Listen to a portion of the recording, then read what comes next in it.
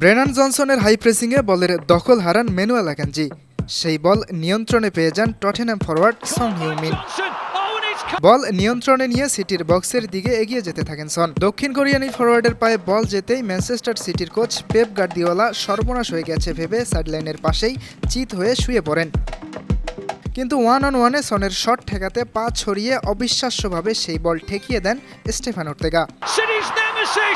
German গোলরক্ষকের এমন save দেখে অনেকের মাথায় হয়তো অন্য একটি দৃশ্য চলে এসেছে। হ্যাঁ, এই দৃশ্যটাই। কাতার বিশ্বকাপ ফাইনালে এমিলিয়ানো মার্তিনেজ এমন এক সেভ দিয়ে বাঁচিয়েছিলেন আর্জেন্টিনার বিশ্বকাপ। ওর্তেগার করা সেভটির মহত্ব মার্তিনেজের সেই সেভটির থেকে কম যায় কিসে? কারণ গোলটি হয়ে গেলেই সম্ভাবনা ছিল ম্যানচেস্টার সিটির পয়েন্ট খোয়ানোর। আর এই ম্যাচে পয়েন্ট হারানো মানে শেষ দিনে লিগ শিরোপা রেসের লাগামটা চলে যেত আর্সেনালের হাতে। অথচ এই ম্যাচটি খেলারই কথা ছিল না ওর্তেগার। সিটির নিয়মিত গোলরক্ষক এদারসন আর্জেন্টাইন ডিফেন্ডার রোমারোর আঘাতে ইনজুরিতে পড়েন। এরপরই বদলি হিসেবে নামেন 2 বছরে সিটির হয়ে লিগে মাত্র 11 ম্যাচ খেলা ওর্তেগা। ইয়াসির আরাফাত সবুজ, বানু টিভি।